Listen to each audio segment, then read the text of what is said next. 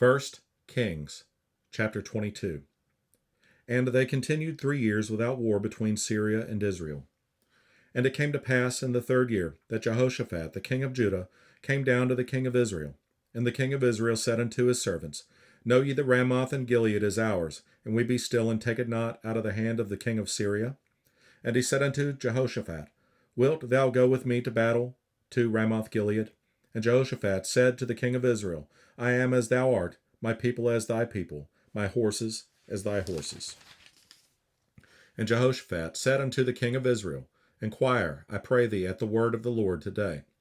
Then the king of Israel gathered the prophets together, about 400 men, and said unto them, Shall I go against Ramoth Gilead to battle, or shall I forbear?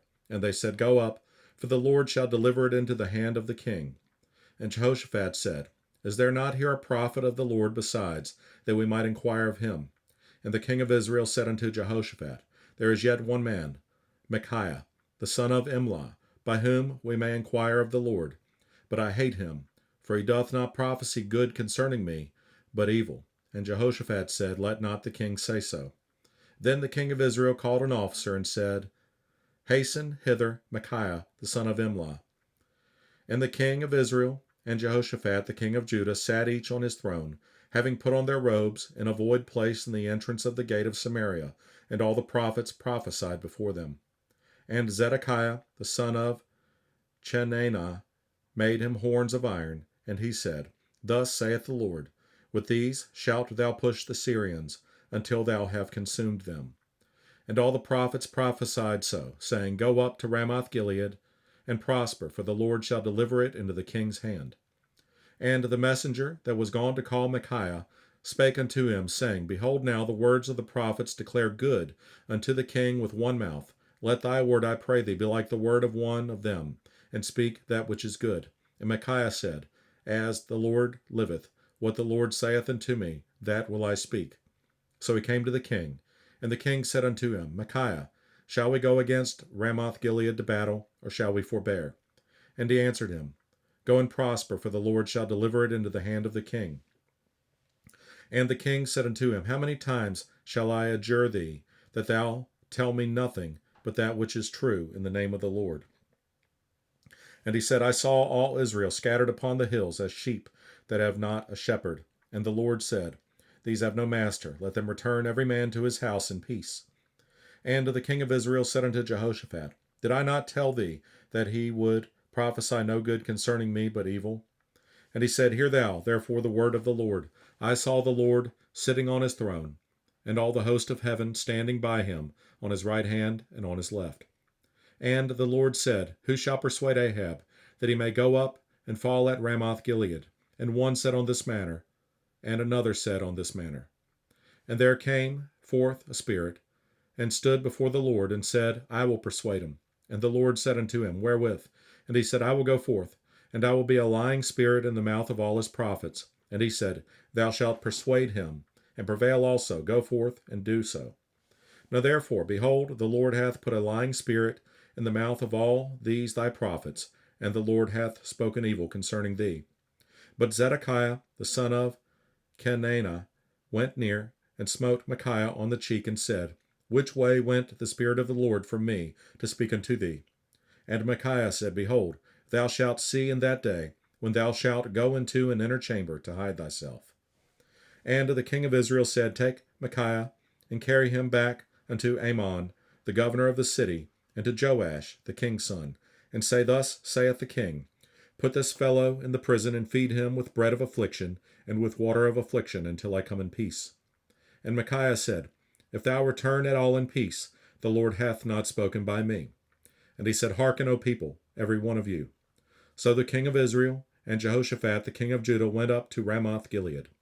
And the king of Israel said unto Jehoshaphat, I will disguise myself, and enter into the battle, but put thou on thy robes. And the king of Israel disguised himself, and went into the battle. But the king of Syria commanded his 32 captains that had rule over his chariots, saying, Fight neither with small nor great, save only with the king of Israel. And it came to pass, when the captains of the chariots saw Jehoshaphat, that they said, Surely it is the king of Israel. And they turned aside to fight against him. And Jehoshaphat cried out. And it came to pass, when the captains of the chariots perceived that it was not the king of Israel, that they turned back from pursuing him. And a certain man drew a bow at a venture, and smote the king of Israel between the joints of the harness. Wherefore he said unto the driver of his chariot, Turn thine hand, and carry me out of the host, for I am wounded. And the battle increased that day. And the king was stayed up in his chariot against the Syrians, and died at even, and the blood ran out of the wound into the midst of the chariot. And there went a proclamation throughout the host about the going down of the sun, saying, Every man to his city, and every man to his own country. So the king died, and was brought to Samaria, and they buried the king in Samaria. And one washed the chariot in the pool of Samaria, and the dogs licked up his blood, and they washed his armor, according unto the word of the Lord which he spake. Now the rest of the acts of Ahab, and all that he did, and the ivory house which he made, and all the cities that he built, are they not written in the book of the Chronicles of the kings of Israel? So Ahab slept with his fathers, and Ahaziah his son reigned in his stead. And Jehoshaphat the son of Asa began to reign over Judah in the 4th year of Ahab, king of Israel. Jehoshaphat was 35 years old when he began to reign, and he reigned 25 years in Jerusalem. And his mother's name was Azubah, the daughter of Shilhi. And he walked in all the ways of Asa his father. He turned not aside from it, doing that which was right in the eyes of the Lord. Nevertheless, the high places were not taken away, for the people offered and burnt incense yet in the high places. And Jehoshaphat made peace with the king of Israel.